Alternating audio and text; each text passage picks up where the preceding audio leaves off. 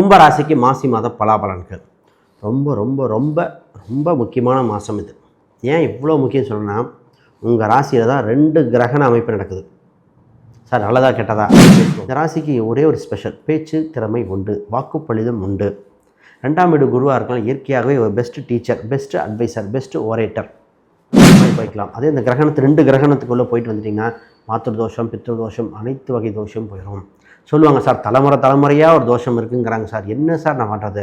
அவங்க பண்ணதுக்கு நாங்கள் எங்கே சாபம் அனுபவிக்கணும்? இது மாதிரி பண்ணிட்டு இருக்கு இல்லையா? ஆனால் மற்ற ரீதியாக மன பாதிப்புலாம் கிடையாது. அவர் ஹீ இஸ் வெல் செட்டில்டு. நல்லது.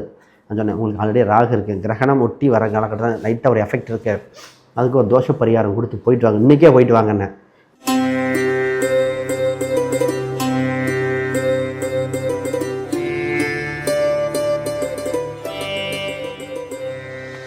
ஜோதிடருகம் நேர்களுக்கு அனைவருக்கும் வணக்கம். நான் உங்கள் ஸ்ரீ சுபம் விஜயகுமார். கும்பராசிக்கு மாசி மாத பலாபலன்கள் ரொம்ப ரொம்ப ரொம்ப ரொம்ப முக்கியமான மாதம் இது. ஏன் இவ்வளோ முக்கியம் சொல்லணும்னா, உங்கள் ராசியில் தான் 2 கிரகண அமைப்பு நடக்குது. சார் நல்லதா கெட்டதா? அதையும் பேசுவோம். இதில் எப்படி நல்ல விஷயமாக மாற்றுறது, சின்ன சின்ன விஷயம் கவனிக்க வேண்டியது, இதில் ஒரு திடீர் யோகம் இருக்குது, அதையும் பார்ப்போம். 17ஆம் தேதி, பிப்ரவரி 17ஆம் தேதியிலிருந்து மார்ச் 3 வரைக்கும். பிப்ரவரி 17 சூரிய கிரகணம், மார்ச் பார்த்திங்கன்னா சந்திரகிரகணம். இடைப்பட்ட காலத்தில் ஒரு சில விஷயங்கள் செய்ய வேண்டிய கால சூழ்நிலை வந்திருக்கு. இது உங்களுக்கு யோகத்தை கொடுக்கும் அப்படின்னு. அப்போ இந்த மாதிரி காலகட்டத்தில் எப்படி சார் திருமணம் சம்மந்தப்பட்டது எல்லாமே பார்ப்போமே, ஆண் பெண் இருவருக்கும். முதல்ல ஒரு கோல்டன் டைம் வந்திருக்குன்னு புரிஞ்சுக்கோங்க. கிரகணம் அதாவது கரையில் நல்லதுன்னு சொல்கிற மாதிரி வந்திருக்குங்க. ரைட், பார்ப்போம். முதல்ல புதுசாக பார்க்குறவங்க சப்ஸ்கிரைப் பண்ணிக்கோங்க. கேள்விகள் சந்தேகம்னா பார்த்துட்டு கமெண்ட் பண்ணுங்கள். கும்பராசி, கும்பராசினாலேங்க தைரியம் மிக்க ராசிங்க. முடியும், நம்பிக்கை சாதிச்சு காட்டுறது, எதிரிகளால் வாழ்ந்தது. சார் அப்படி இப்படின்னு நிறையா சொல்லுவாங்க, உன்னால் முடியாது, செஞ்சு காட்டுறேன், சாதிச்சு காட்டுறேன்னு. தன்னம்பிக்கை மிக்க ராசி. இந்த ராசி எளிதில் புரிந்து கொள்ளும் தன்மை உண்டு. பிரபஞ்ச ரகசியம் சொல்லுவோம். காற்று வீடு ஈஸியாக காற்றோட கனெக்ட் ஆகுது. சித்தர்கள் சம்மந்தப்பட்ட வழிபாடுகள் பண்ணால் ரொம்ப சிறப்பாக இருக்கிற ராசி இருக்குது. இந்த ராசிக்கு ஒரே ஒரு ஸ்பெஷல், பேச்சு திறமை உண்டு, வாக்குப்பளிதம் உண்டு. 2ஆம் வீடு குருவாக இருக்கலாம், இயற்கையாகவே ஒரு best teacher, best adviser, best orator, அந்த மாதிரி சிறப்பாக இருக்கும். இந்த கிரகண காலகட்டம் என்ன பண்ணுது அப்படின்னா, உங்கள் ராசியில் 4 கிரகம் வருதுங்க. முதல்ல சூரியன், அப்புறம் சுக்கிரன் வரும், புதன், அப்புறம் ராகு, கொஞ்ச நாள் செவ்வாய் பகவான் வரும். இத்தனை கிரகம் வருது, நல்லதா கெட்டதா? முதல்ல இத்தனை கிரகம் வரும்பொழுது நிறைய விஷயத்தில் ஃபஸ்ட்டு நீங்கள் உங்கள் இருக்கிற தோஷத்தை நிவர்த்தி செய்ய, பித்ரு தோஷம், மாத்திரு தோஷம், செய்வனை சம்பந்தப்பட்ட இது மாதிரி தோஷங்கள் இருப்பது விளக்குவதற்கு சரியான காலகட்டம்.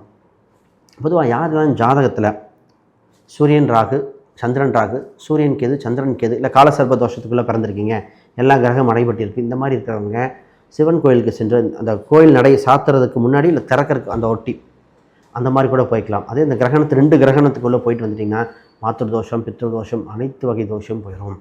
சொல்லுவாங்க சார், தலைமுறையாக ஒரு தோஷம் இருக்குங்கிறாங்க சார். என்ன சார் நான் பண்ணுறது?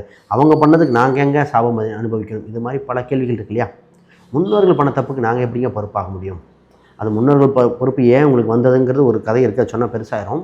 பட் நம்ம விளக்குறதுக்கு உண்டான இது ஜாதக ரீதியாக பார்த்து எந்த வகை கோயில்கள், ஒரு சிலருக்கு ஒரு சில குறிப்பிட்ட சிவாலயங்கள் சொல்லுவோம். இந்த சிவாலயத்துக்கு போய் வழிபாடு பண்ணிட்டு வாங்க, மாற்றம் ஏற்படும். அது உங்களுக்கு உண்டான சிவாலயம் என்ன?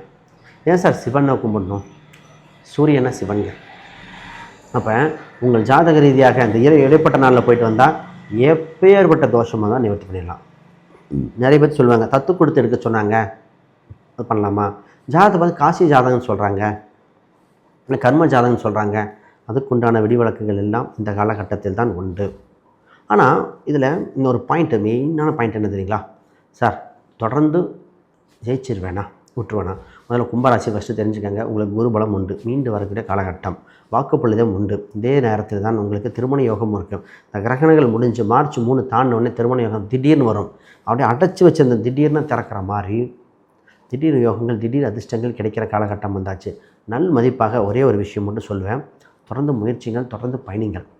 எந்த நெகட்டிவ் தாட்ஸும் வேணாம், தொடர்ந்து. இந்த நேரத்தில் ஜாதகத்தில் என்ன சொல்லுவேன்னா, முதலீடு மட்டும் பண்ண வேண்டாம், பண்ணக்கூடாது. சார் பணம் கொடுத்து ஷேர் மார்க்கெட்டில் போட்டுமா, ட்ரேடிங் பண்ணட்டுமா, ஃப்ரெண்டுக்கு பணம் கொடுக்கட்டுமா, இந்த நேரத்தில் புது அக்ரிமெண்ட் போட்டோம், புது முயற்சிகள் வேண்டாம், ஆல்ரெடி தெரிஞ்ச விஷயம் மட்டும் பண்ணுங்கள். இதுதான். இப்போ ஒருத்தர் இன்றைக்கி மார்னிங் கூட ஒருத்தர், அவர் சந்திரன் புரட்டாதி நட்சத்திரம், ராகு கூட வேறு இருக்குது. அவர் சொல்ல, சார் மனசு ஏதோ தூண்டிகிட்டே இருக்குது சார், இருக்கிற சொத்தை வித்துருன்னு சொல்கிறேன். நான் சொன்னேன், சார் ஆனால் மற்ற ரீதியாக மன பாதிப்புலாம் கிடையாது. அவர் ஹீ இஸ் வெல் செட்டில்டு. நல்லது நான் சொன்னேன், உங்களுக்கு ஆல்ரெடி ராகு இருக்குது, கிரகணம் ஒட்டி வர காலகட்டத்தில் லைட்டாக ஒரு எஃபெக்ட் இருக்குது, அதுக்கு ஒரு தோஷ பரிகாரம் கொடுத்து போயிட்டு வாங்க, இன்றைக்கே போயிட்டு வாங்கண்ணே, இன்றைக்கி போய் கொஞ்சம் கட்டுப்படுத்திட்டு அப்புறம் திருப்பி சொன்னது இதுதான். மனசை இறுக்கமாக வராமல் பார்த்துக்க வேண்டியது. சரி, இப்போ குழந்தைகள் வகையில் தாங்க நிறைய பேர் குழந்தைகள் ட்ரீட்மெண்ட்டுக்கு சரியான காலகட்டம். ஏன்னா சூரியன் ஜாதகத்தில் எவ்வளோ பெரிய தோஷம் இருந்தாலும் இந்த கிரகண காலகட்டம் ராகு கேது சர்ப சம்மந்தப்பட்டதில் ட்ரீட்மெண்ட்டுக்கு பெஸ்ட்டாக இருக்கும். ராகு கேதுகள் மருத்துவத்துக்கு பெஸ்ட்டுங்க. இப்போ poison is a best medicine when we use smallest amount. அப்போ சின்ன அமௌண்ட்டை யூஸ் பண்ணும்போது மெடிசனாக மாறும். அப்போ நமக்கு மருத்துவ முறைகளில் நிறைய ஓப்பன் ஹார்ட் சர்ஜரியை தவிர்க்கணும்னா ராகு கேது சம்மந்தப்பட்ட பரிகாரம்லாம் கொடுக்கும் பொழுது ஓப்பன் ஹார்ட் சர்ஜரி போய் லைட்டாக ஸ்டட்டு வச்சோம், சின்னதாக பார்த்தோம் அப்படிங்கிற மாதிரி மாறக்கூடிய காலகட்டமாக மாறும். இதுதான் இதோட சிறப்பம்சம். அப்போ இந்த காலகட்டத்தில் கோல்டன் டைம். இப்போ பிஸ்னஸ் சம்மந்தப்பட்டது அற்புதமாக இருக்குது. பிஸ்னஸ் பேசுவோம், வேலையை பற்றி மாறுதல், வெளிநாட்டு சம்மந்தப்பட்டது பார்ப்போம். அதுக்கப்புறம் பூர்வீக சொத்து சம்மந்தப்பட்டது இதெல்லாம் இருக்குது பார்ப்போம். அதுக்கு முன்னாடி யாருக்கா ஜாதகம், பிரசன்னம், வாஸ்து, நியூமராலஜி பார்க்கணுன்னா ஸ்க்ரீனில் தெரியாது எங்களுக்கு தொடர்பு கொள்ளுங்க. ஒரு விஷயம், நான் புக் ஒன்று பப்ளிஷ் பண்ணியிருக்கேன், modern paths exploring Vedic astrology for today. இந்த புக் பார்த்திங்கன்னா ப்ராக்டிக்கல் கேடுங்க, இன்றைய காலகட்டத்துக்கு தகுந்தால் போல், நடைமுறைக்கு தகுந்தால் போல் இந்த புக் எழுதியிருக்கேன். அடிப்படையிலிருந்து அட்வான்ஸ் வரைக்கும் கிரகங்கன்னா என்ன, கிரக காரகத்துவம், நட்சத்திர காரகத்துவம், சூட்சம ரகசியங்கள் அனைத்தும் இதில் இம்ப்ளிமெண்ட் ஆகிருக்கு. இதே புக் படித்து முடிச்சோன்னா தான் பிரசனத்தோட டெக்னிக் எப்படி இம்ப்ளிமெண்ட் பண்ணுறது. இது அமேசான், ஃப்ளிப்கார்ட், கூகுளில் இருக்குது. இதை படித்து பார்த்திங்கன்னா நிச்சயமாக யூஸ்ஃபுல்லாக இருக்கும். உங்கள் வாழ்க்கையில் ஒரு டேர்னிங் பாயிண்ட் ஏற்படுத்த இந்த புக் இருக்குது. நிறைய பேர் கிஃப்ட்டாகவும் கொடுக்கலாம். நீங்கள் செக் பண்ணி பாருங்கள், ரிவ்யூ பார்த்துட்டு நீங்கள் பண்ணலாம். சரி சார், இதனால் பிஸ்னஸ் சம்மந்தப்பட்டது விருத்தி பண்ண காலகட்டம் வருது. இம்போர்ட் எக்ஸ்போர்ட், வெளிநாடு சம்மந்தப்பட்டது, புது மொழி சம்மந்தப்பட்டது, புது சம்மந்தப்பட்ட விஷயத்தை என்ன ஏதுன்னு விசாரித்து வச்சுக்கோங்க. விசாரிக்க சரியான காலகட்டம். விசாரித்து முடிஞ்ச கிரகணம் முடிஞ்சோடனே தொடங்கிடலாம். மாசி மாதத்தில் இறுதி கடைசி 10 நாளில் அற்புதம் பண்ணிடலாம். ஏன்னா இந்த மாதத்தில் நீ உண்மையை சொல்லணும், இருக்கு இல்லைன்னா சொல்லணும். நிறைய பேர் பண்ணுங்கன்னு சொல்லி தவறாக கைட் பண்ணக்கூடாது. அதே மாதிரி பிரச்சனையுள்ள சொத்துக்கள், வாஸ்து குறையுள்ள சொத்துக்களை சரி செய்ய சரியான காலகட்டம். ஒருத்தர் சொல்லுவாங்க, இந்த வீட்டுக்கு போனதுலேருந்து நாங்கள் டெவலப்மெண்ட்டே இல்லைங்க, என்னன்னே தெரியலங்க, டல்லாக இருக்குது, வீட்டை விற்றுடலாமா, இல்லை இடித்து ஆல்ட்ரு பண்ண முடியுமா, இந்த வீட்டை விட்டால் எனக்கு வருமானம் ஆயிடுச்சிருமா, ஒரு பயத்தில் இருப்பாங்க. ஜாதக ரீதியாக நிறைய பேர் திருமணம் வரைக்கும் போய் தடை ஏற்பட்டவங்களுக்கு பரிகாரம் பண்ணால் சரியாகும். இப்போ ஜாதக ரீதியாக பார்க்கும்போது என்ன பிரச்சனை, ஏன் நிற்குது, ஒரு சில தோஷமுள்ள ஜாதகத்துக்கு திருமண நாளே முடிவாக இருக்கும். இப்போ திருமண நாள் எப்போ போடணும், நிறைய பேர் பொதுவாக போடுறாங்க. நான் அதை தான் சொல்லுவேன், அப்படி போடாதீங்க அப்படிம்பேன். ஃபஸ்ட்டு கோயிலில் வைக்கணுமா, மண்டபத்தில் வைக்கணுமா, அது தெரியுமா, எந்த ஆண் ஊர்லையா பெண் ஊர்லையா. ஜாதகம் பொருத்தம் போடும்போது ரெண்டுமே ஒரே கணித முறையில் இருக்கணும். இதெல்லாம் மிஸ்டேக் பண்ணிடுறாங்க. நட்சத்திர பொருத்தம் மட்டும் பார்க்குறாங்க. 10 பொருத்தங்கிறது அது லைஃபுக்கு 10ஆவது பொருத்தம். இப்போ நிறைய பேருக்கு கொஸ்டின் இருக்குது, 10 பொருத்தம் நல்லா இருக்கேன், ஏன் நடக்கலை. ரைட் சார், குழந்தைகள் ரீதியாக சொன்னேன், அதை பார்த்துக்கங்க. குலதெய்வம் சம்மந்தப்பட்ட கோயில் சம்மந்தப்பட்ட அது ஏதாவது வேண்டுதல் இருந்தால் அதை நிறைவேற்றும் காலகட்டம். இந்த கிரகண காலத்தில் என்ன சார் பண்ணலாம், கோயிலுக்கு செய்ய வேண்டிய வழிபாட்டு முறைகளை செய்யலாம். கோயில் சம்மந்தப்பட்ட அனைத்தும் சிறப்பாக இருக்கும். இதே காலகட்டத்தில் ஏதாவது தானம் கொடுக்க வேண்டியது சிறப்பாக காலகட்டம். உங்கள் ஜாதகத்தில் இருக்கிற பொருளுக்கு தகுந்த மாதிரி தானம் கொடுத்து விட்டால் தோஷம் போகும். இப்போ சூரிய மாத்திரு தோஷமாக இருந்தால் உணவு வகை தானங்கள் கொடுக்கணும். தந்தை வழி தோஷங்களாக இருக்குன்னா கோதுமை சம்மந்தப்பட்டது, கோதுமை சம்மந்தப்பட்ட தானங்கள் எதாவது கொடுத்தா நல்லாயிருக்கும். இது அதெல்லாம் ருத்ராட்சம் வாங்கி மற்றவங்களுக்கு கொடுக்கலாம். ஒரு சில ருத்ராட்சங்கள் வாங்கி கொடுக்கலாம். இதெல்லாம் பண்ணலாம். இது செவ்வாயின்னா அது கொடுக்கலாம். பொதுவாக இந்த நேரத்தில் நான் ப்ளட் டொனேஷன் பண்ண சொல்லுவேன் இந்த ராசிக்காரங்களுக்கு. ஸோ ஒரு முறை ப்ளட் டொனேஷன் பண்ணிக்கங்க. ரொம்ப வயசானவங்க ப்ளட் டொனேஷன் பண்ண முடியாது அப்படிம்பாங்க.